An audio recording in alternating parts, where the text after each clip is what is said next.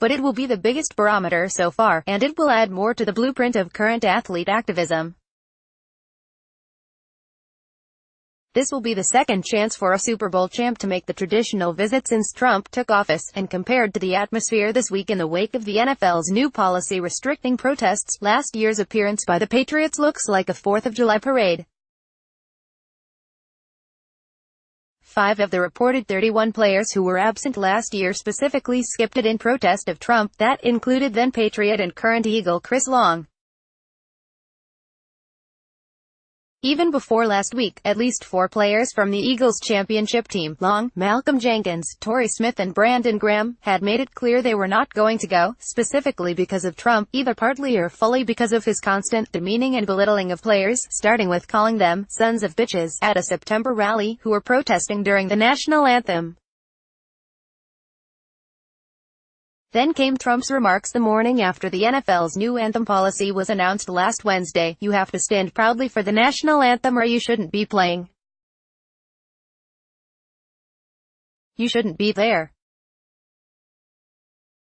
Maybe you shouldn't be in the country. Steele, White House visits for sports champions are no longer routine. The Eagles are the first championship team scheduled to visit since that comment.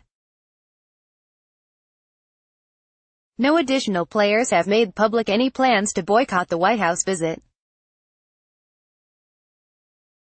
The day before the anthem policy was enacted, and 2 days before Trump hinted at deporting players who didn't comply, Coach Doug Peterson steered clear of imposing anything on the players about making the trip. We're working through a ton of things, but at the same time, we understand that it's an individual decision.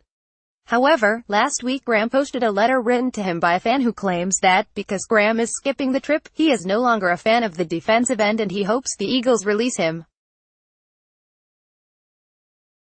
The fan concluded, "You have my permission to show this letter to your whole teammates, so they know how a longtime Eagles fan feels about you miserable bastards." Team owner Jeffrey Lurie has walked a tightrope on all of these issues. His team's locker room has not been held back on expressing itself, even though he said last year that kneeling during the anthem as a protest is not very respectful or proactive. In recordings at the owners' players meeting last year, as reported by the New York Times, Lurie was highly critical of Trump and the role he played in the anthem issue. "But this is not where you brandish a group of people because they own assets in a sport. We love supporting what many of us perceive as, one disastrous presidency," he said, adding a profanity to his description. More, with anthem policy, NFL owners solve a problem that didn't exist yet. By all accounts, Lurie was in favor of the policy enacted last week. It has been since revealed that the owners did not take an actual vote, and made a statement that made no reference to the new policy, but praised the players for being committed to finding productive ways to fight social injustice,